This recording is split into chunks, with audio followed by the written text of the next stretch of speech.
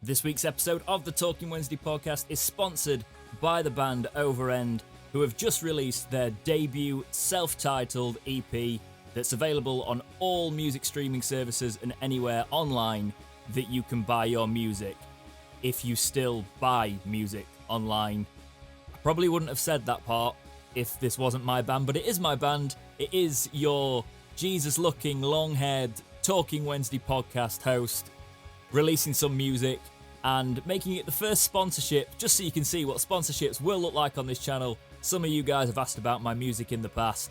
This is a good way to check it out. If you'd like to do that, all the links are in the description on both the podcast services and on YouTube. So if you fancy that, go check it out.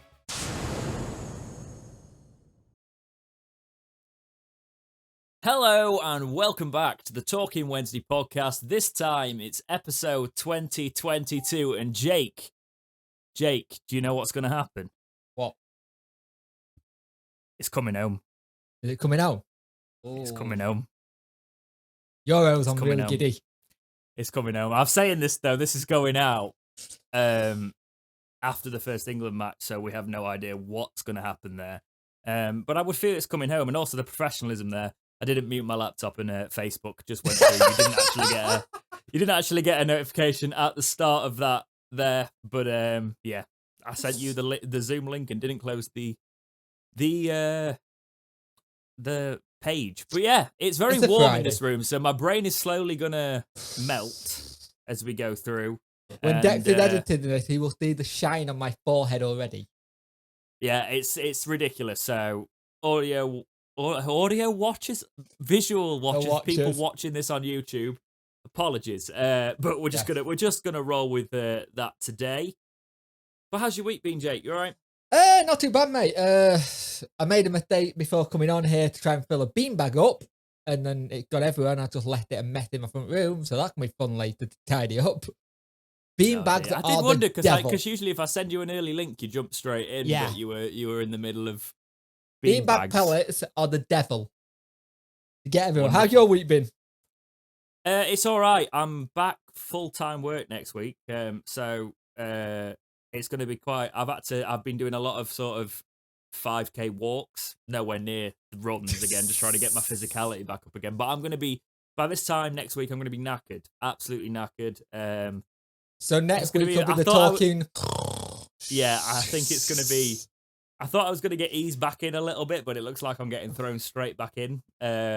So yeah, it's going to be like hitting a brick wall. But yeah, it's been lovely. It's been lovely in a way to start this podcast and put all the time and effort I've been able to put into it.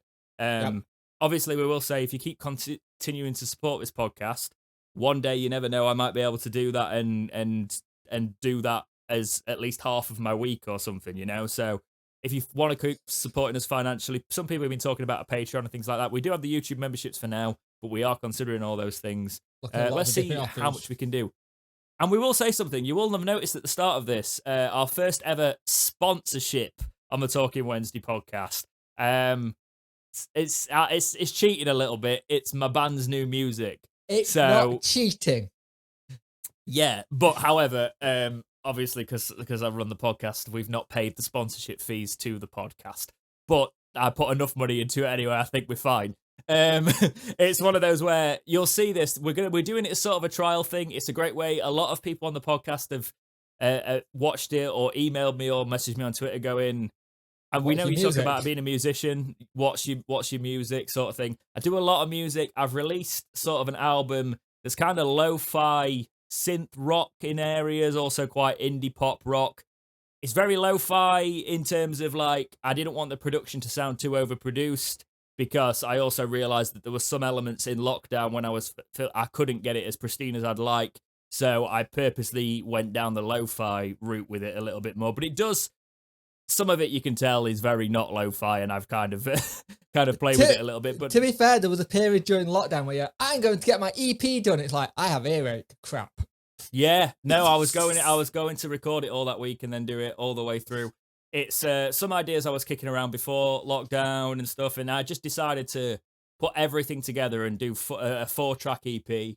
And that's out. It's very different. I'm not saying I'm the best musician in the world, sort of thing. It's actually the band thing is where I use my training the least because I'm classically trained, theatre style, that sort of vocal. Yeah. In terms of, I do have like obviously compositional training and things like that. But when it comes to hitting on a guitar and singing and synth work and things like that, I try and use as little as my training as possible, because I feel if it's too precise, it loses its soul a little bit, and that's really artsy and artsy fartsy. But like, yeah, I've thrown that together, so it will be the example to sponsors. Email us Talking Wednesday podcast for ideally very reasonable pricing. James wants a beer sponsorship for drinking. That would be Talking Wednesday excellent. drinking. Yeah. But so yeah, very reasonable fees just to help us get podcasts and things like that. Because we've been asked about guests and things like that. There's a lot of guests that'll say they'll do it for free, but scheduling is difficult. We'd love to be able to sort of tempt them with a few quid from the sponsorships we get, so we can be like, we want to book you for this time, sort of thing. And that's why if we ever get the chance to do it live, we could do it where we could say, "Hey, we'll pay for your bar tab." Yeah, pretty much. That's the sort of thing. So the plan is just the sponsorships are going to work like this. If you want to sponsor Talking Wednesday podcast, you'll get the full thing at the start of the main podcast. The full sort of like spot. It'll depend on your levels. I'm doing sort of the mid tier package for the EP, where you get the promo at the start of it. You get a couple of pop-ups as banners through the podcast, and then on the breakouts, we do at least 3 breakouts a week. The sort of lowest sort of package would be there'd just be a little pop-up with your sponsorship in it through the week. Yeah. And then if you wanted like an actual breakout section, like you see those YouTubers and they take a clip and say, "Hey, this is the blah, blah, different packages," all that sort of thing. We'll see how we roll with it this week. What a lot of people don't realize when it comes to doing something like this, it takes a lot of time and money. And I said to Dex coming on this, come on, if you actually see what Dex does behind the scenes to edit this, especially when I mess up, it's a nightmare. Yeah, but this is the one thing I really don't. I'm only saying this because we've been asked about ways we can support it. So I thought we might as well, now we've got listeners, talk about how sponsorship is going to work. This is not me going, "Oh yeah, we want your money, give us all your money." Oh look, it's so hard. Look at all the work we do. We do this because we love talking about what we do. Well, it's love-hate with Wednesday, isn't it? Even though apparently sometimes we can smile a bit too much in the downfall of Wednesday. We always try and have a laugh with it, but it's one of those things. It's very much a passion project, but obviously it does take a lot of work. So if you want to support us, that's one of the ways. If you've got a company you want it sponsoring, hit that email. But that's the way we've done it this week. More housekeeping. 3 new reviews this week. Woohoo! We've actually had more than 3 new reviews, but obviously I only read the 5-star reviews. We've had a couple of 3-star reviews. They're not quite sure on us. And we've had 1 or 2 1-star reviews. So we hate you eternally, whoever's done that. So if you are a fan of the podcast, please go and leave us 5-star reviews, because that's the thing. When you get like, I did that Going Bust video. So we found a lot of people found the content. Also brought some trolls out, then they find the review. Yeah, that's how it goes. Yeah. So make sure you, if you do genuinely like this, take that little bit of time out your day and it helps give us a 5-star review. Just helps us push it to more people. Exactly. And if you do that, you will get read out just like the first one. Today is obviously 5-star reviews, and you've got to leave some comments, otherwise we can't actually see who's reviewed it. It says, it's from Chunk Pig, who says, "Great podcast, we're all Wednesday, aren't we? Watched since the first episode, good watch for Wednesday fans, light-hearted with serious points at times. Great mix for an easy watch on a Sunday evening. Keep it up, lads. If Chansiri pulls his trousers up and sorts out the current situation, I'm sure this podcast will be massive in the future. Fans are disconnected at the moment, but hopefully that will all change. We're all Wednesday, aren't we?" Thank you very much, indeed. Chunk Pig. The next one is from Dankathon1000. Who says, "Perfect for any SWFC fan. This is a quality podcast for any Sheffield Wednesday fan. All the important news that I want to keep up to date with. Keep up the good work, lads." Thank you very much, Dankathon. What a name. The next one is from RoPMJ. Says, great podcast, love it. Mad Wednesday fan, MJ1867 with a little owl emoji. thank you very much for the reviews this week, guys. As we say, if you can't support us financially, reviews are a great way to show your support of this podcast, as well as liking and subscribing to the channel, because still like 70% of the people who watch the content have not pressed the red button, which you don't realise how much that helps. But enough of all that. Let's get into the news week. It's a very slow news week. There isn't much. So when you do a news-based podcast, this is when it would have been perfect for our guests to reply to their emails when they say they're going to come on. It would have been a great week for them to reply to their emails, but we're going to go with the news, because there is news, in fairness, and also the great thing is there's the Euros, so we have got plenty to talk about, and it starts with something we kind of glossed over. We only spoke about it for a couple of minutes last week. But it is very relevant in terms of Julian Burner. Looks like there's something a little bit more to this now. I spoke last week about Bild, which is apparently, someone said take it with a pinch of salt, it's like the sun in Germany. But like, it does seem to be gaining traction now with our local journos sort of jumping on it and things. There's a Hanover 96 link, and it looks like actually Burner might be off now. Obviously, I said that we'd heard from people that he did originally want to stay after relegation and things like that. But it could be a case of we might not be able to afford him now, and it might be a genuinely mutual sort of termination of contract is in the best interest of the club, and I think that's when we would see him go. What do you think? Yeah, if the finances are bad as we keep thinking they are, in a sense, people are going, we're not gonna get any money for him. But if he's on a lot of money wages wise, it might be the only way we can actually go, you know what? You've been here, you've done well for us, you tried your best, it didn't work out. If you need to go, you go. And it's also not the case of where his family didn't come over. His family is still in Germany. Every international break, he will go back to go see family. Is that confirmed now? Because you said this last week and I wasn't sure. No, yeah, family hasn't been over. So I kind of get that a little bit. But at the end of the day, we're in a cost-cutting situation at Wednesday now. So if it means some players have to mutually accept and go, and we lose money on them, we have to do that, because we now know roughly what the situation is behind the scenes. Not everything, because we still haven't had any information come out, which is really annoying. But good luck to him. I know there was a love-hate relationship with some fans with him. Some people loved him, some people hated him, and I think that's just what you get for being a Wednesday player, really. I don't think there was much hate there. I think I've seen some of it recently, as you always do on Twitter, but like, he might have not had the best season this season, but we've got to remember that we used the Harry Maguire song for Julian Burner and referenced his manhood size in the song and things like that. Julian Burner was Burner. I've done it again. Was the fans' favourite for a little while because you got to remember when he signed for us, he came off the back of. Well, we were in an embargo when we signed him. Yep, but he also came off the back of Michael Hector, who was a fan favourite, who went on loan, who came on loan and obviously couldn't come back to us. And the ideal thing for that season is, can we get somebody of Michael Hector's quality in? Yeah. And in that first season, Burner was that. Yeah, he was. You know, he did become that, and it was like he was taking Hector's role, and we didn't miss Hector as much because of it. In fact, I know a load of people were saying, can you imagine if we had Burner and Hector in the same side? That would have been good. It would have been excellent for us. You know what I'm going to miss when he goes, though? Is when they do like the behind-scene training, you just see him with a big smile joking around.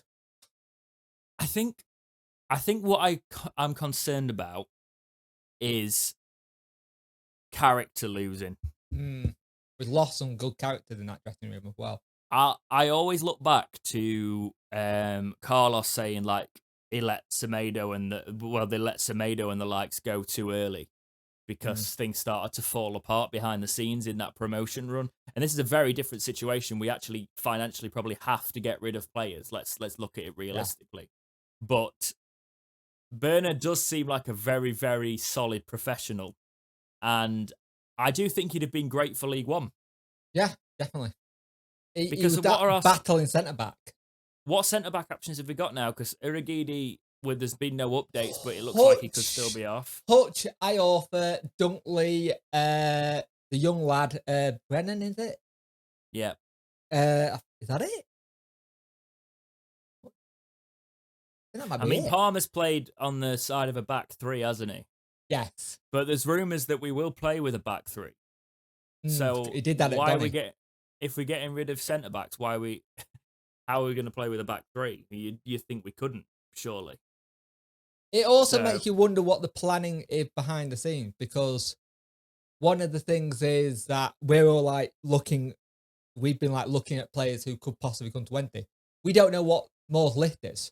Moore's list might be done and dusted, and it could be a handful of loans and some lower league players. Let's be honest, since this finance stuff's come out, we've not heard from Moore. We don't know we've heard once, I think. Have we? I think.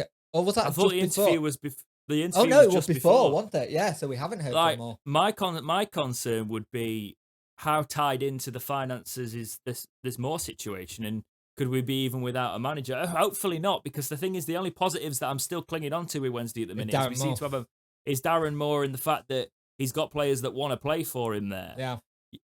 I think Burner will probably be on 20k plus. Or 18k plus, which for League One is a little bit too much.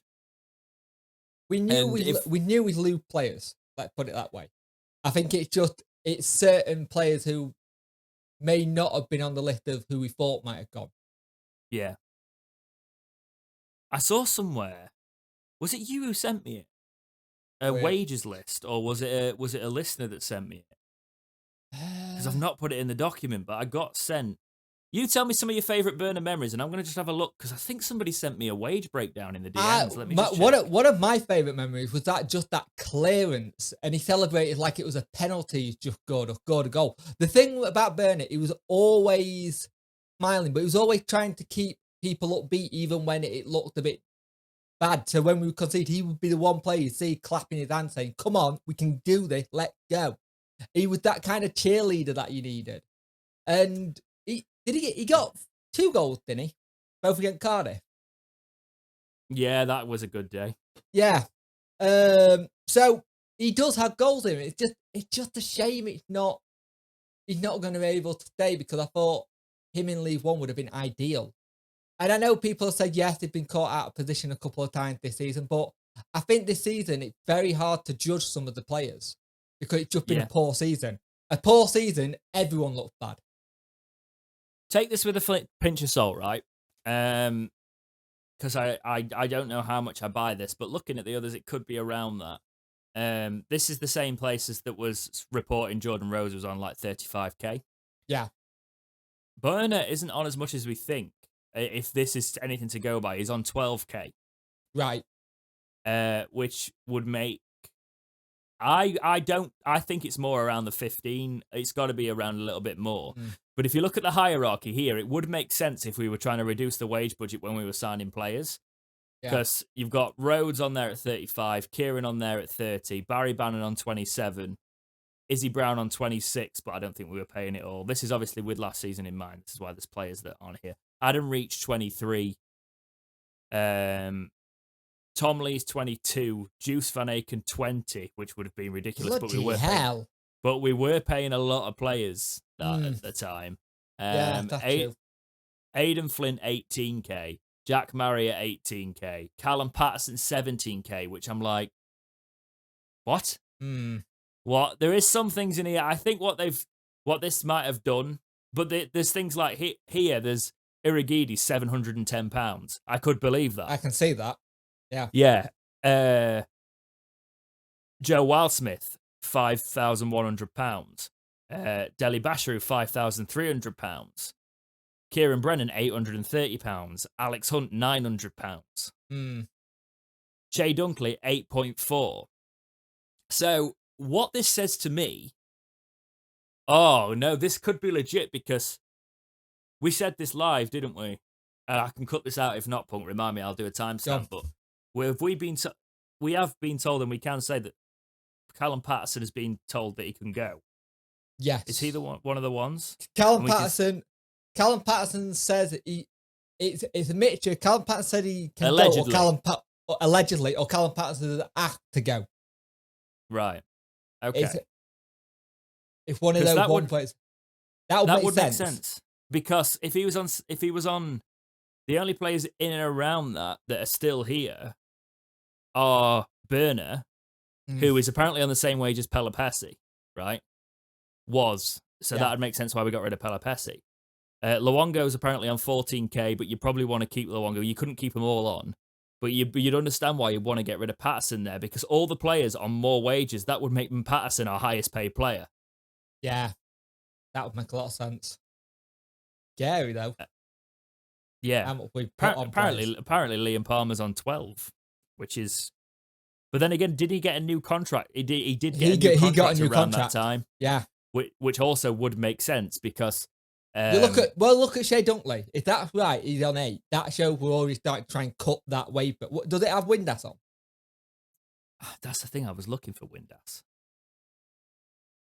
I can't find Windass on it. Oh no, yeah, Windass apparently 8.1. See, which would make sense why we were keeping Windass. Exactly. So that there's a bit of truth for it. There might be a little bit of truth on that then.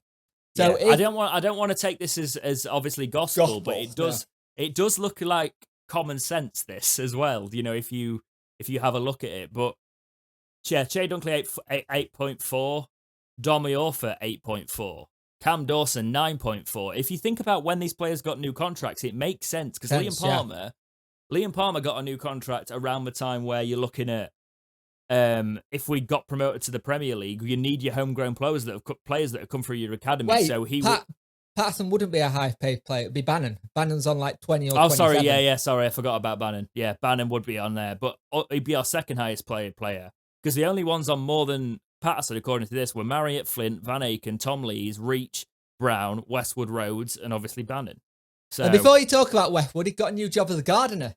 I thought that was awesome. I've seen the picture with him in his garden and everybody underneath him going, no, but I know a team that knows a goalkeeper.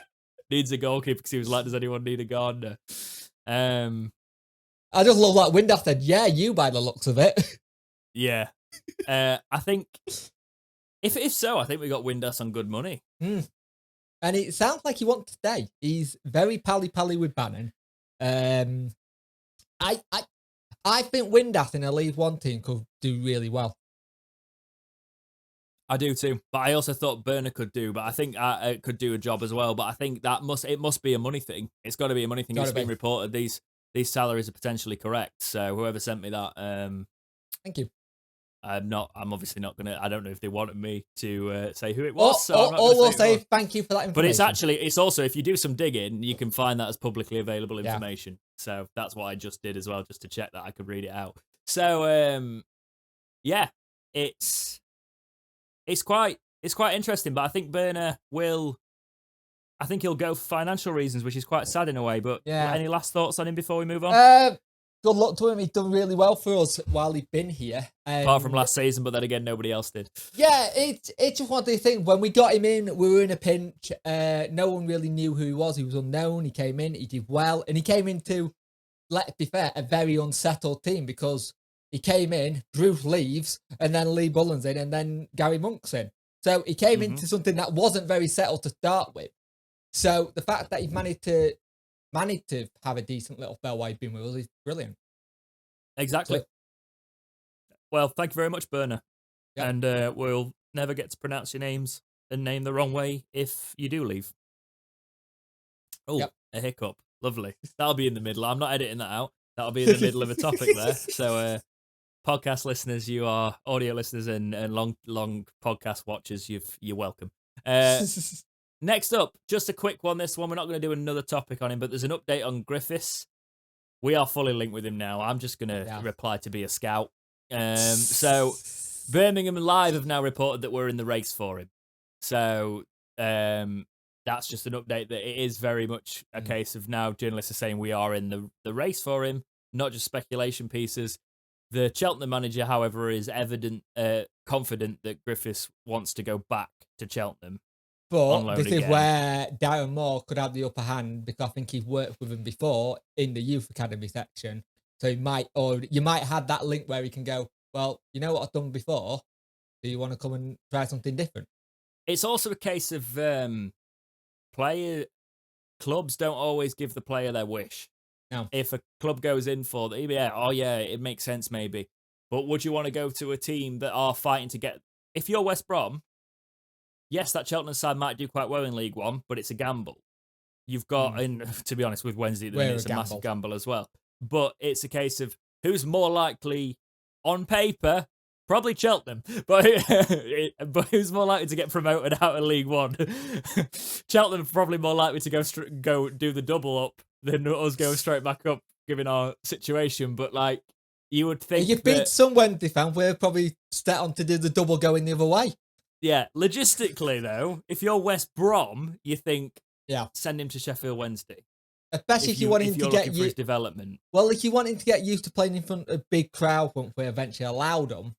That's one of the things that people used to always say about why they send the players to Wednesday is Alex Ferguson said it well when we had Chris Eagles back in the day. He said, I sent him there because they get big crowds and you get to understand what it's like to play in front of fans that are really happy and going, but then fans that are turned in an instant. And sometimes you don't get that at certain clubs. And even if you go to like, there's no disrespect to Chelsea, but it's not going to be the same as 25 to 30,000 Hillsborough for whatever their ground capacity is. No, even if you think of clubs that are going to be in the Premier League, I don't ever think, and this is no offence to those clubs, because I think these clubs have been run very well and they're doing very well, and I don't see. So what are you going on with club being running well? Are you just going on our situation to go? No. I say like. Look at the size of like the stadiums for like you look at Bournemouth, Brentford, and things like that, and I don't ever see them as intimidating places to go. Yes, their sides are intimidating, but in terms of like the atmosphere, I never think it's. I always think our away fans are outsing because we take number. I'm not saying they don't take numbers. You've got to be really careful with all this, but like. You go to Hillsborough and you get Hillsborough rocking. It is still what it's got to be one of the best experiences and I'm taking that off what you see from other fans that come in and go, Jesus Christ, what an away day. Do you know what I mean? Like that. But then you also get it where you get home fans who see our away sport and goes, they outsung us for the entire 90 even when they were losing. What the hell? Yeah. We're used to failure. Right. So next up. Talking about being used to failure, it's lovely to see that when we were successful, there's an assistant manager of Carlos that's now gone into the Premier League. So Carlos is winning trophies. Yep. His assistant is now managing Wolves. So Bruno Lage has been appointed as Wolves manager, replacing Nuno Espirito Santo. He was part of the backroom staff and the assistant to Carlos during our Carlos era at Sheffield Wednesday. So the assistant is now managing the assistant of Carlos got to the Premier League before Sheffield Wednesday did. Oh, Jesus Christ. The assistant, right? In fairness, he's gone on to be a manager in his own right. He went to Benfica B originally, and did very well. He went there in 2018. Win percentage is 61% there. 62 if you round it up. And that was for Benfica B just for that. It was only for 6 months as well. And then he got the full Benfica job. Now he was there for a year and got a 67% win percentage, which is decent. However, I will say that there is the league quality in question here, because I'll take this straight from what Wiki said about it.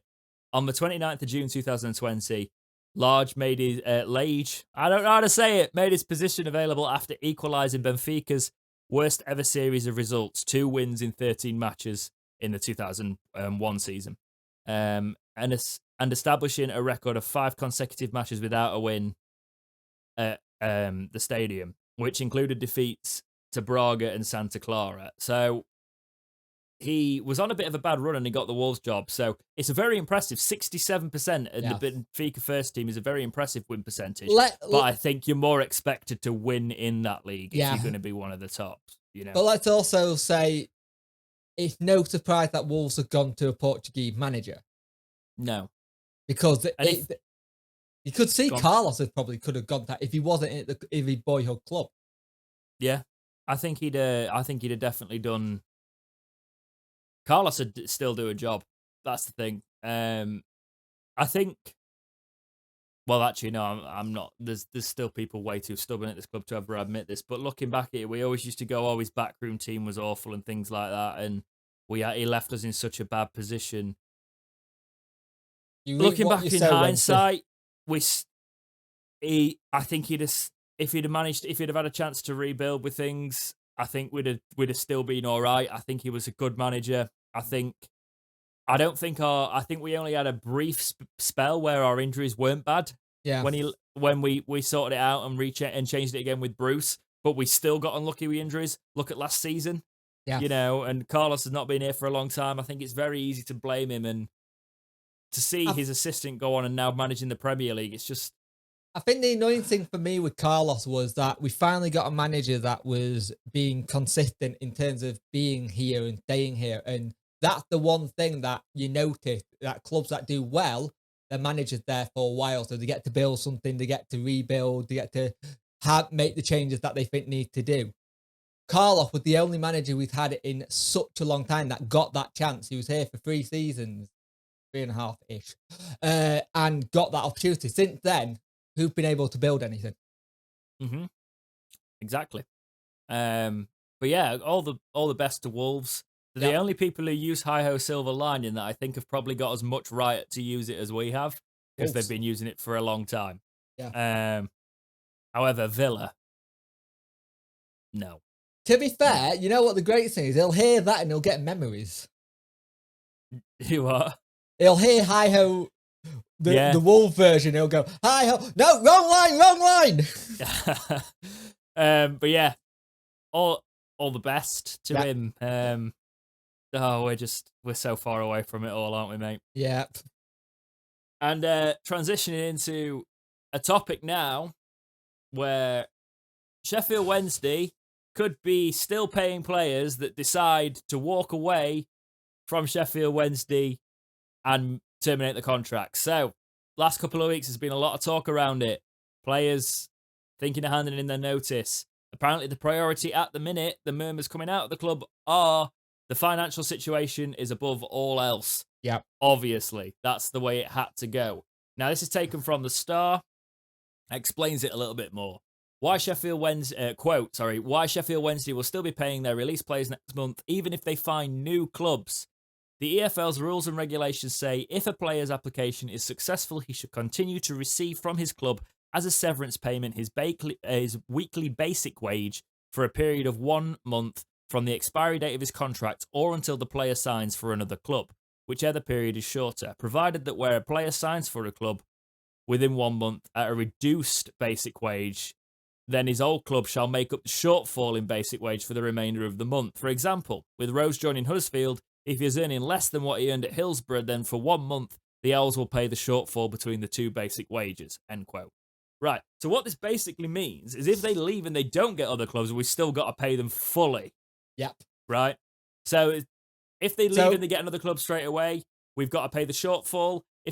We've still got to pay money even if they leave. Yep. So this is what I found really interesting, because people are like, why haven't such and such like Reach and Westwood found clubs yet? There's your answer. They're sorted. So that is your answer.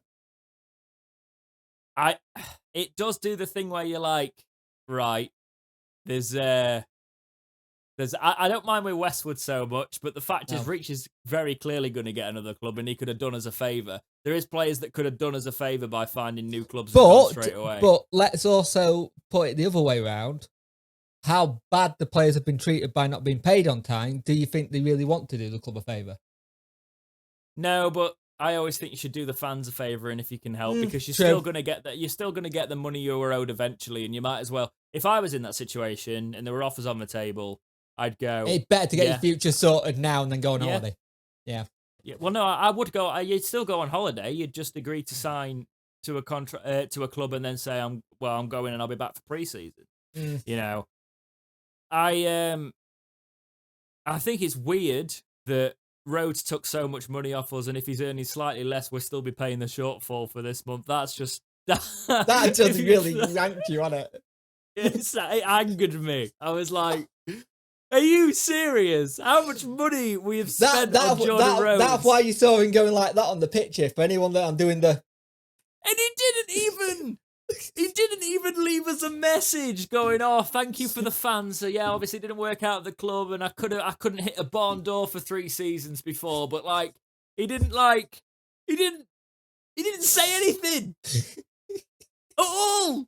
He just went and straight away was like, "Oh, I'm back at where my heart belongs. I'm in Huddersfield. Heart belongs, and they've given me a contract till 34, but it's all about where my heart belongs." And he's just there flicking through his cash, going, "Oh, look at this till 34. My legs have gone, but that doesn't matter." This is a bit where I really like Jordan Rhodes, but I really like Jordan Rhodes' character, by the way. So I'm joking, obviously. This is a bit where he gets his money off Chancellor, and he got it in Monopoly money and gone. There you go. I was a little bit like it went against who the guy he seems to be that he didn't say anything to the fans when he left. And yeah, you're not owed anything there, but the fact we've paid him shortfall there. Football. That's if he's on less. Can you knowing Huddersfield wage structure, this probably gave him the same wage. Just for nostalgic reasons. But yeah, it means that all those players we released, we still pay. We paid the shortfall if Juice Van Aken's been earning less. And if he was earning 20k, that's probably cost us 10k for him leaving. There's players that we've released with Pelopessi who's not found a club yet, has he? Nope. A lot of who have left haven't found clubs yet. That's ridiculous. Can you imagine leaving a club? And What I don't get is why someone hasn't gone for like Kieran Westwood as an example, an experienced keeper. I still don't get why we've released Kieran Westwood. Can you imagine if it's for? Can you imagine? End of the season, end of transfer window. Sheffield Wednesday announced Kieran Westwood. Why? It'd be the most Wednesday thing to do. Well, we did it with Hutchinson, so it's not like completely unreasonable to think that we think, all right, Westwood's gone, we paid him in severance, all of that. Oh, he doesn't really want to move. How about we just give him a smaller contract and now he comes back? Hutchinson came back on that, you know? Yeah. We still haven't sorted the goalkeeper situation. We'll talk about that slightly later on. But what do you think about this then? What do you think about the wages? Do you think it's obvious? I don't think it's a very good rule for clubs in financial trouble. But it's not a good rule, but at the same time, I understand it. But when you think about, so this month technically we'll still be paying. We'll see the benefit at like back end of July, where we got less money on the wages. Which means we can't bring more. But which means we can't bring players in until. Which could be the reason why we're not getting anyone in, or we're not hearing about anyone close to being done apart from that youth team lad. That could be the reason why everything's been held to its chest. I will say that I saw some people, and you sent me this when we're looking at things. We see what the fans say. We keep an eye on the groups and stuff sometimes. And some people were talking about like, well, the Chancery's cash flow problems. It's more of a case of like the Thai currency's not holding up well against the pound, and a lot of Wednesday fans believe that. That's not true. Please don't believe everything you read on Facebook, because yes, it was the Thai baht, I think it's called the Bahts or something, was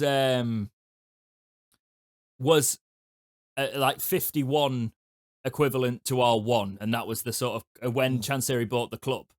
Now, there's been don't get political. There's been a landscape of change over this country in the past few years, and ever since that landscape of change, before that, those 2 years, the pound had got stronger against Thai currency. So the year he bought it, it was 51. And then it had dropped for a few years. And then a change came into this country. Okay? And something that meant that the pound, even though we try and say it's losing its value. And it is actually, the Thai thing is at almost its second strongest against the pound now than it has been since Chancery bought the club. So even though it was falling, since this change in the country, it's actually worth more again. Yeah. So the only thing I think that's not true.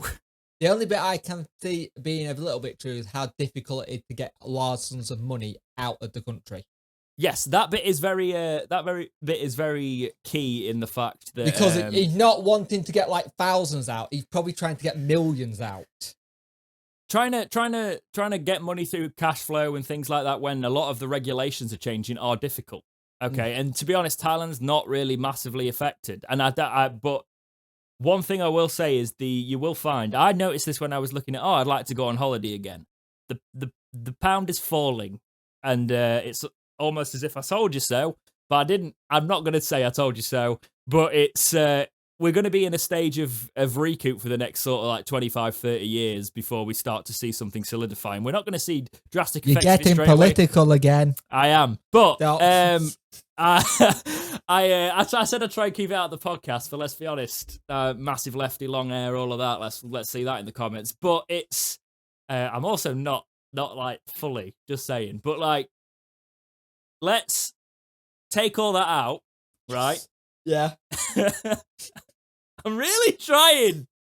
And let's just say that don't believe everything you read on Facebook, basically. There we go. That's how we got into this mess in the first place, okay? But I saw a lot of people talking about it, and a few people have been saying that it's everywhere struggling, right? Because of COVID, but it's not struggling. I looked at the year's history of the Thai currency against British currency against Great British Pound. It is not as bad as it's been made out to be. It's actually on the rise again. So, that's not the issue. That's not the cash flow issue. But anyway, Pug, do you want to save me here? Should we? Yeah. Do you have any more thoughts on the players not getting paid? Basically, if we still got to pay them for the shortfall or whatever, it's going to be tricky to get players in. We already know that because due to the account situation as well. Everything at the moment is financially waiting. I can understand you want to get the wage situation sorted, then the accounts, and then hopefully we can get the embargo lifted. Because the great thing is that James is going to love this when we start doing, he's at work and then he goes, "Hey James, the accounts are out." Oh God, not the accounts again. Where you got to look through it all. That's the thing that's going to suck a little bit about it is I'm not going to be able to be as quick on the pulse as I was with stuff, which we know with this platform, it's very easy to do it that way. But it's let's just move on from finances. I'm tired. I'm really tired of it. And oh God, somebody's gonna have a pop for me being political on me. It always happens. Oh, keep politics out of it. Let's not even get started on the Euros. Don't follow my Twitter if you don't want some of that. Right. Sheffield Wednesday look to bring in the 32-year-old striker. Now, we got asked in the community tab too. To talk about it. We'd already got in the document. So I'll let you. You brought this one to my attention. Sheffield Wednesday look to sign Lee Gregory from Stoke City. Source exclusive real to the football world. Good target man. Strong up front. He best fell personally, I think, when he was at Millwall. He is a Sheffield lad. He is born and bred in Sheffield. I believe he supports the other side and his brother supports Wednesday. I'm not too sure what it is. I keep thinking it feels like a Harry Maguire situation. Says he supports one, says he supports the other. I'm not bothered. If he puts on the shirt and he does well, good. 32, yes, you look at the age, but when you're looking at that league, someone as that kind of target man, bully somebody off the ball, you might need it. You know what I mean? To kind of get those kind of goals. Hasn't had a great record since he's been at Stoke, I've got to admit. Like I say, best record when he was at Millwall. But it's the kind of player we're looking at now. We're either going to get young players or you're going to get really old players or coming to the twilight. I don't think you see us getting those middle of the road players now, if you know what I mean. I'm looking at his career and he's got League One written all over him, even though he's a Millwall hard lad by the looks of it. He's like one of those strikers what you will be linked with in this. So yeah, he was really he came up through the United Academy, was released in 2003. Yeah. I think we were linked with him before he went to Stoke as well. Yeah, he went through. He's played for Harrogate and Halifax as well. Played for Halifax for 3 years. Then Millwall for 5, and then Stoke. Went on loan to Derby. Scored 3 in 11, which is not bad actually, because that was this year. It's got to be a free transfer, right? Stoke have released it. Yeah. Because there's no way we're into... Yeah. Free transfer, decent. He suffered a season-ending injury at the start of April, so he's coming back from injury, so he's perfect fit for Wednesday, actually. But three goals in 11 in the Championship for Derby. Obviously, they were a side that was struggling. I think this would be a good link, actually. Yeah. I think this would be a good signing. Because we haven't got strikers that can hit a barn door at the minute. Well, Windass. We've got Windass, but the only one. We've got one recognised striker. Because I still agree with people. Patterson's one of the players where you don't know where his best position is. We tried him at striker, he did well, but either here, there, plays anywhere. If, say, I didn't say Westwood then, Jesus. Say our goalkeeper, whoever we pick, gets injured, lobbing the gloves, he might go in net. Yeah. Actually, no, if our goalkeeper got injured, or we ran out of subs, or you got sent off, Hutch would probably don the gloves again. I think he'd be, yeah.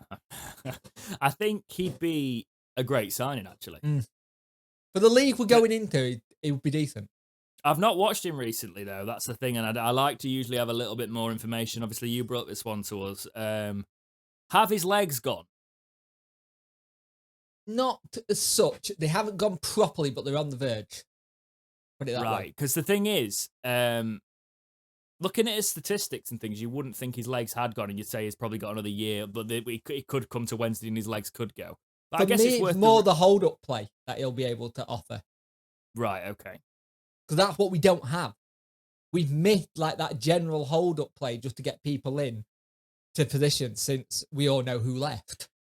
Should I do my general FIFA stats that some people seem to still enjoy this segment? So, but better than the players we've been linked with recently, right? 68 striker, silver common, 67 pace, 66 dribbling, 66 shooting, 28 defending, 54 passing, and 76 physical. So for League One, he'd be a great card, actually, if I do the full-on League One to the Champions League career, which I think I probably will do, because that excites me quite a bit, actually. But I think he'd be a great signing, actually, looking into what I've seen there. I'd like to look at some footage of him a little bit more recently.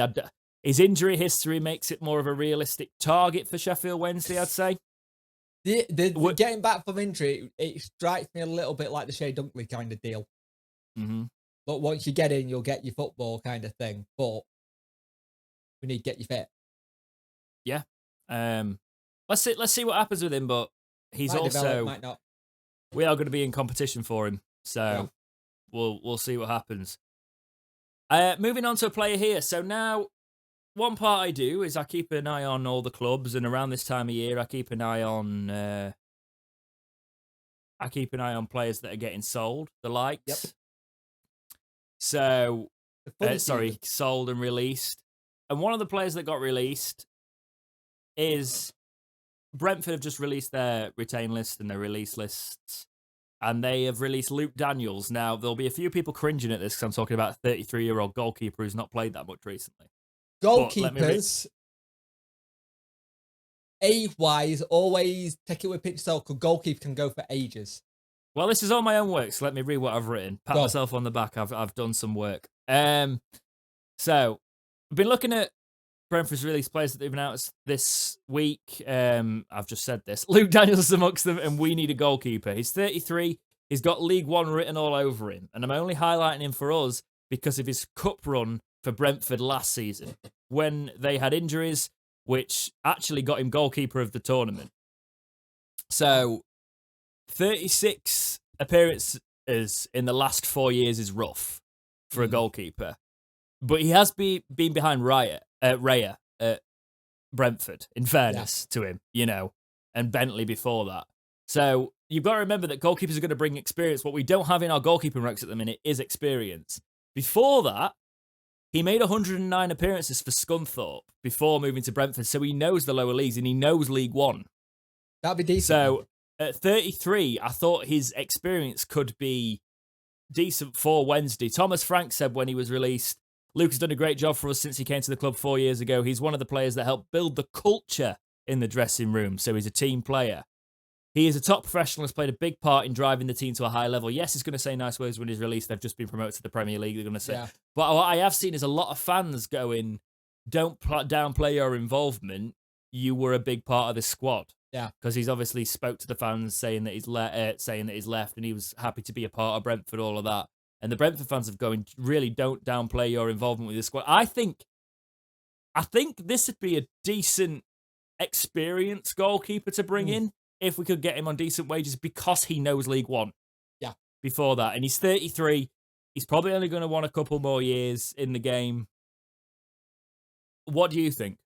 The thing is, when I was looking at goalkeeper, I got one to bring to the table as well, who might be good for League One. When you're looking at goalkeepers, you kind of want to look at age. It's not too much of an issue. As long as they've got good injury records, it's fine, kind of thing. But for me, well, he does scream League One, and he got that much needed experience we need. Because I personally think we're probably going to bring in 2 goalkeepers and let one of the other one go. Because I think one of them needs to go, just for their own thing to get football play, because this is the only problem with being a goalkeeper. If you want to go play football, sometimes you have to go non-league, lower league, just play and then rise up. And they still, in terms of goalkeeper, both our goalkeepers we've got now are still young. Who would you keep out of Dawson and Wildsmith? Oh God.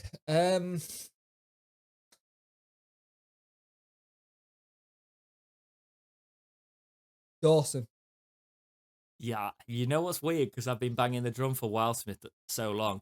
I'd say the same. I'd keep Dawson because, yes, his parries have traumatized me last season, right? And he was deservedly dropped. But I could see him becoming much more of an organizer. And I think he's potentially, in terms of shot stopping, he's probably better. Yeah. The problem with Joe, I think Joe's had that thing where he'd been close to getting that 13 role and never got it and never pushed. And let's be fair, very hard to put Kieran Westwood out the way when that's your number one. But at the same time, I've not heard anything about him requesting to go out on loan or anything like. And granted, I know he was injured for a long period of time, which didn't help. But I just feel like there's an opportunity to lob our keepers out on loan when we had like Westwood to get the experience and then them come back. And we've just not done that. Well, let's talk about let's bring in the same topic even. Let's talk about the keeper that you've brought to the table then, because you've also gone for a goalkeeper as well. So let's go for it. I brought in David Stockdale. He's a good keeper. He's 35, but again, take age away from it. But still a good keeper. Really do that, but I get what you mean. Yeah. Keeper gone for ages. Let's be fair. Keeper can go on till like the 37-ish and still have good careers left. Yeah? Yeah. So he kept 135 clean sheets in his career with 472 conceded. Last club was Wickham. He played 249 times in the Championship. Got a good record, but got some much experience in net that we need. Dude, he was playing in League 2 last season. Have you checked that bit out? Yeah, I have seen that he was playing in League 2 last season, but at the same time, we can't be picky. No, but we don't have to go. No. But we're not in a position to just. Yes, there's nothing saying that Luke Daniels will come to Wednesday. There's nothing saying that David Stockdale will come to Wednesday. The thing is, I'm just looking at what a good experienced keeper is, and David Stockdale is been a good experienced keeper for a very long time, and that's what we need. We don't want to go for someone. I was looking at one that was like 28 ex Tottenham. Doesn't have a good record, but not enough experience. He's played at Worksop Town. In 2006, David Stockdale played for Worksop Town. He likes playing. I think that's the one thing we'll say for him, because he's got so many loan moves. So here are his clubs, including loan moves: York, Wakefield, Worksop, Darlington, Fulham, Rotherham, Leicester, Plymouth, Ipswich, Hull twice, Brighton, Birmingham, Southend, Wickham on loan, Coventry, then Wickham again on loan, made it permanent, and then he went on loan to Stevenage. So he's been around. Yep. And his youth career was at Huddersfield. I think he was born in Leeds. 6'3", so he's tall enough. Mm.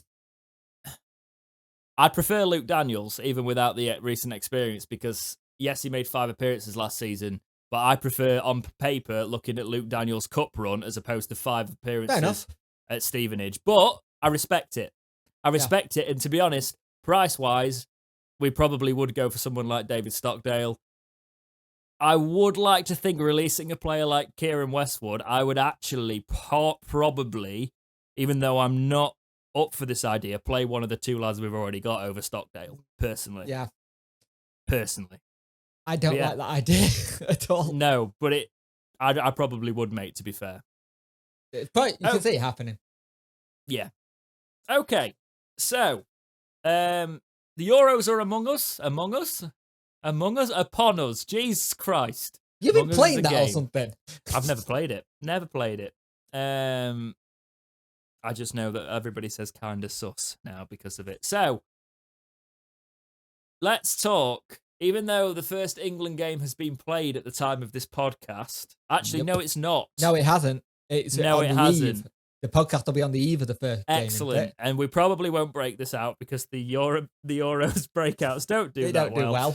But I'll probably just do something. I'll probably do some live talks with people about it, keep you guys engaged at some point. But that all depends on my schedule and my level of alcoholism during the Euros. So we're going to do what every other person has done, and we're not going to try and bait it out.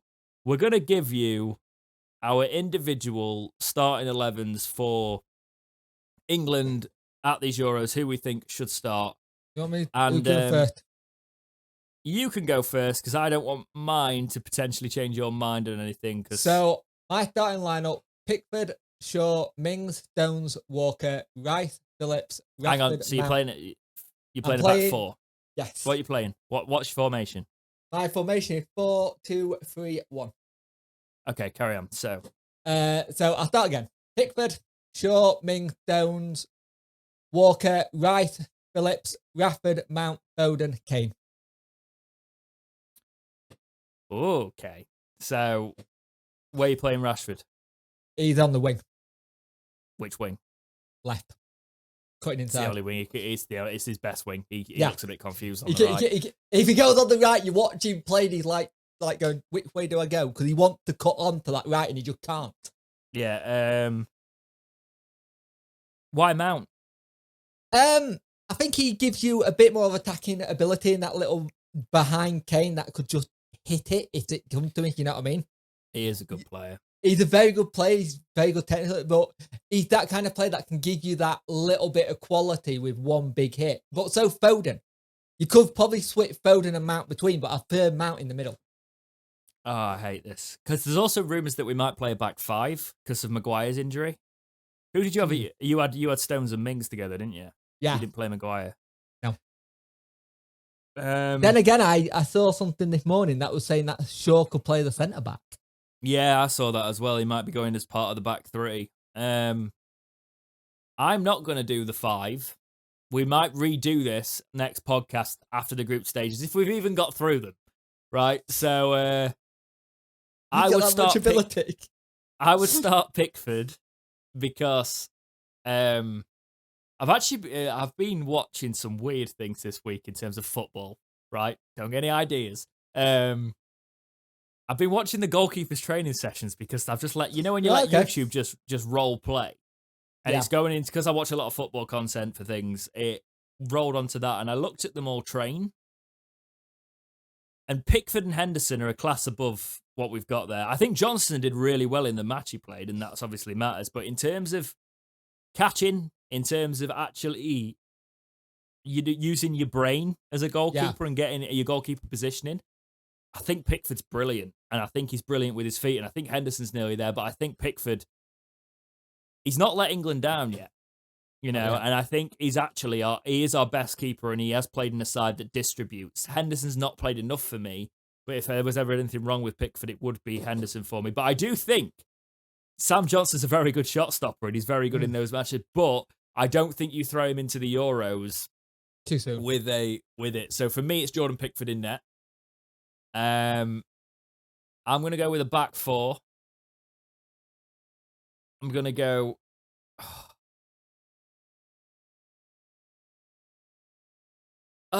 right. I'm only doing this because Mings has put the fear of God into me in the friendlies. Right? Yep. Because he nearly gave away a penalty, and Villa fans say how many mistakes he's got in him. I'm putting John Stones and Ben White together. Fair enough. I can see that. I get the reasoning because the Christ, they're friendlies. No, I'm not. I'm not putting White in. White nearly made it for me there. I'm going to put Cody next to Stones. Because Stones is very good at... Cody's very good at organising, and Stones is a little bit faster than Cody. Cody's not the fastest centre-back, but he is the most like Harry Maguire for me to replay. I want Harry Maguire and Stones. That would be my ideal pairing, so I'm going to put Stones and Cody in there. Ben White also gets a shout. Did you also see, Leeds fans are ignoring this, but Ben White was talking about how Leeds pretty much didn't make him in an interview the other day because all the reporters from Leeds and that wanted to ask about, like, so Leeds were... Bielsa was all this, and he was just, like, trying to say, you do realise all my clubs have played a part, sort of thing, and he played down the Leeds thing, and I don't think that went down very well. But I do think he's got the quality there, but I think for me, it's got to be John Stones and Connor Cody as that centre-back pairing. Luke Shaw, left-back. Kyle Walker, right-back. I read a stat about Kyle Walker that his energy bill is something cheap, like 16 grand a year.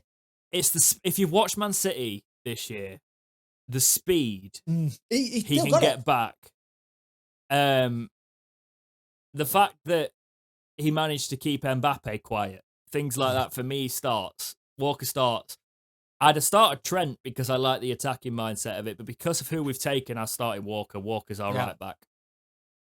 The midfield's difficult because I'm not including Foden in the midfield now because I think he'll play him as an attacker. I think he'll play him on the wing.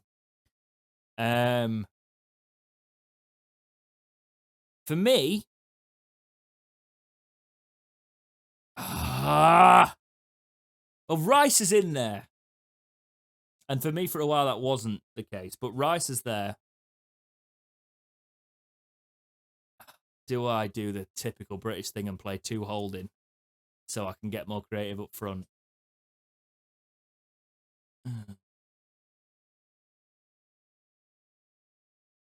No, I'm not. Or do I? Decisions. The dilemma. I think I might want to play. It feels like we should have countdown music playing here while you're doing it. I know. Because if I was to play 2 holding, I'd play... If Henderson's fit, I'd play Henderson and Rice as the holdings, but I don't think I want to do that. We've got so much creativity. No, sorry. If I was to do it, I'd play Rice. Yep. I would play... I really think this kid's got something special, so I'd give Bellingham a go. Fair enough, yeah. Because... He did look good in that friendly. Yeah, and you don't really know what he is. He kind of does everything, and he's got such maturity for his age. I think he could be someone special at a tournament like this. Harry Kane, obviously, centre striker. Yeah. He's untouchable. Now, on the left wing, I think I'd actually... Obviously, I've only said 2 midfielders there because I'm still processing it all in my brain with what I want to do. If I'm playing 4-3-3. Left wing, I want to play Grealish. Okay. Because I don't think Rashford's good enough at the minute. I think he's a quality player, but I don't think he's done it for England. And it's difficult because I love all his off-field stuff. I think he's a great dude. I think that's all there, but I think I just look at the way he missed sitters, and I don't think he's tournament ready for it. Sterling wouldn't be anywhere near, but I think he'll start Sterling, by the way.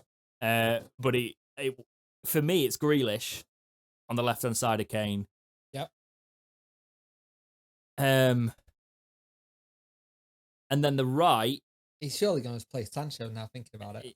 Yeah, I'm putting Sancho there. For me, it's Grealish, Kane, Sancho. And then I think I'm lying to myself. I think I'm going to put Foden in behind. Right. Cool.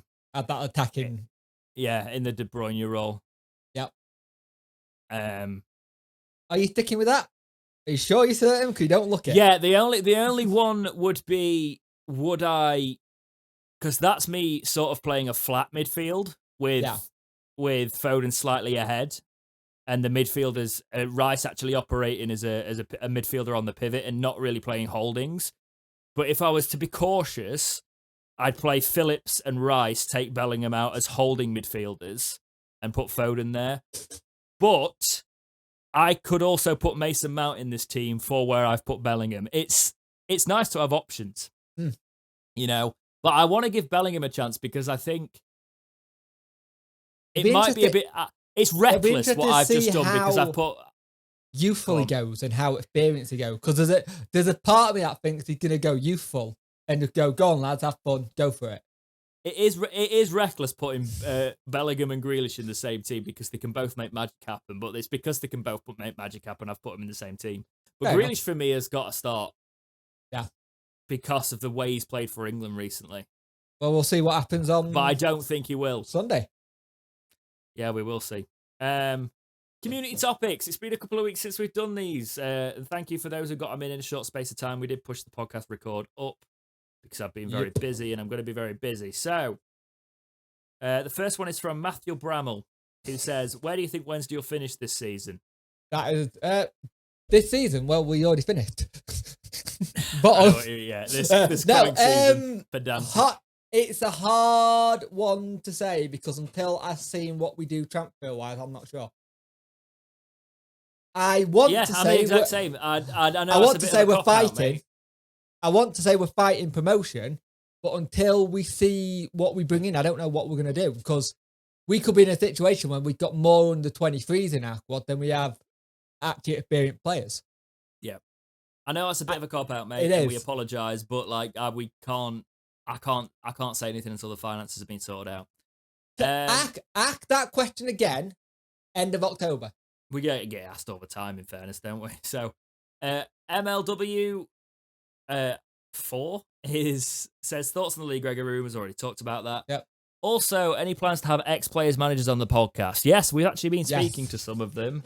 We were going to get it all sorted for the summer, but everyone's off on their holidays, and it's just scheduling nightmare. As I said, we go through the official channels. Don't use personals. Don't do that. We make sure we do it all thingy because we'd love to have a chat with these guys as friends, and we would on the podcast on that friendly level. But we want to make sure we're being respectful, going through the right ways, and it's also we are slowly still building up our profile. We need to build up our profile. In. Yeah, I think it's exactly 7 months now. So even though we have spoke, there is ex players that are open to coming on and doing it all. Trying to schedule it for the summer has been an absolute nightmare. But we are probably going to have different types of guests on as well. I am very, very aware of falling into the trap of all of our traffic coming from guesswork, and that's why I made us a news podcast. You know, so what I'm gonna. When I bring guests on, I also want to bring on guests from a different perspective, and you'll see what I mean when I bring certain guests on. You'll be like, who that? But you'll see what I mean when I do it. There's one... We started sharing ideas on the podcast again, and we're not going to do that again, are we? Nope. Not having them robbed again. So, Captain Nat says, favourite England goals, mine's Gascoigne against Scotland, Euro 96. So... mine's Beckham's Greece free kick. I get all that from this is showing the eras again, but for me, nothing felt better because I didn't do the 90s. I was very young. Than that Trippier. Everything's been downhill since that Trippier free kick, so to speak. You know, that semi-final free kick, I just remember hitting the ceiling. It was absolute scenes. It's my favourite England goal. Favourite England memory. I know. And quite nice to see what the eras were there. You got 96, early 2000s. Yeah.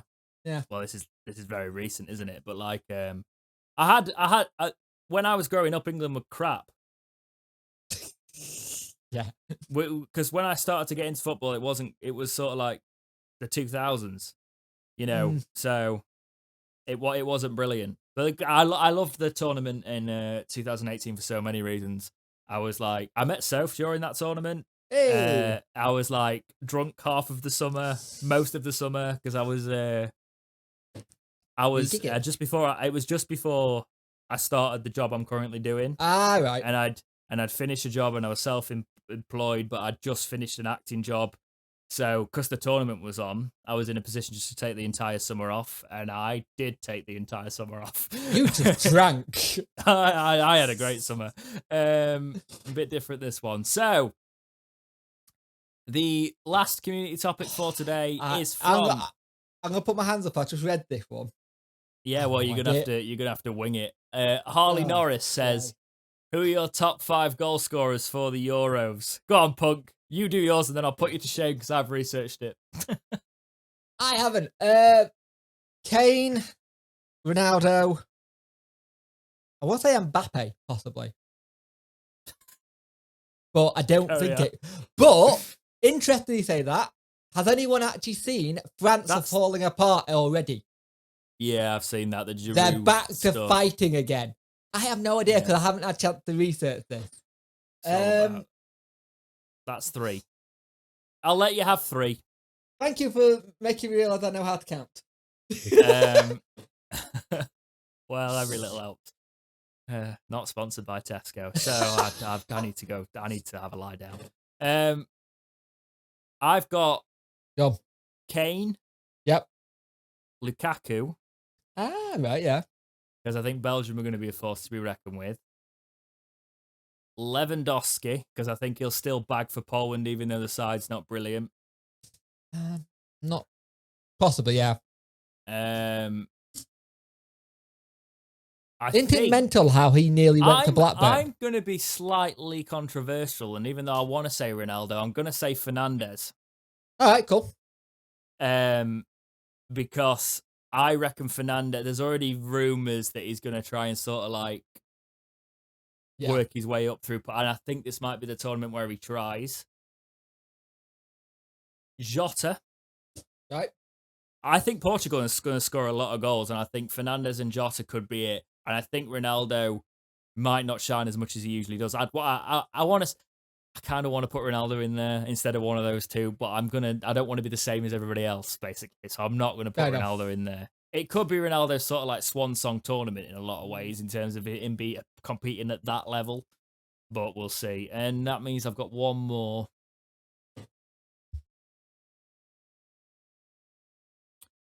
Controversially, I want to put Werner and say he's going to start bagging for his country. That would be awesome if he did. Because he can still get in behind defences if he finds the net. I don't think Mbappe's gonna. I think France's goals are going to be collective. I think Griezmann's going to get a load. I think Mbappe's going to get a load. I think. Like Giroud's I said, the whole France thing gone insane again. They do like to go into tournaments scrapping with each other. It's like it's their thing. We'll scrap with each other, and 9 times 10 they either do really well or really badly. You know what? Who are they playing? I'm going to go for an old FIFA 3 throwback, and I'm going to say Poulsen's going to bag quite a few and manage to get himself 5th in the top scorers. Because, I think I'm going to go for Poulsen, controversial one there as well. But yeah, I think the golden boot's going to be between Kane and Lukaku. We'll have to see what happens. Because Kane scores goals, and I do back us to score goals this tournament, even if I do worry about us getting out of the group. Because we're all saying like we're going to get out of the group and we're going to struggle in the next round. And yes, I fully respect that. I'm worried about the round after because we could come up against Portugal or Germany pretty much. But that sort of arrogance is what leads us to not getting out of the group. Yeah, focus on the group first, see what happens. But other than that, it's coming home. Anything else to finish on today, Jake? Nah, just enjoy the start of the Euros and football. I think it's football on pretty much every day. So if you can wangle it to get it on the telly, do so. Yep. My life is going to be work in the Euros for the next month or so. So we will we will see how it all Yes. develops. We will talk to you next week on the next episode of Talking Wednesday podcast. Obviously, I will do a little bit of a plug here. If you do want to check out some of my tunes, click the link in the description. Give them some streams, because music promotion's too expensive. So we ain't doing it.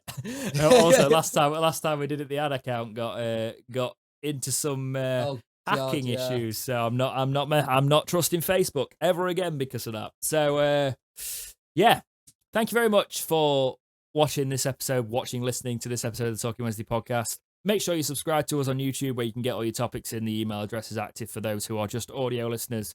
But that is it for this episode of Talking Wednesday. And until next week, take care, and we'll see you in the next episode of Talking Wednesday. Yeah.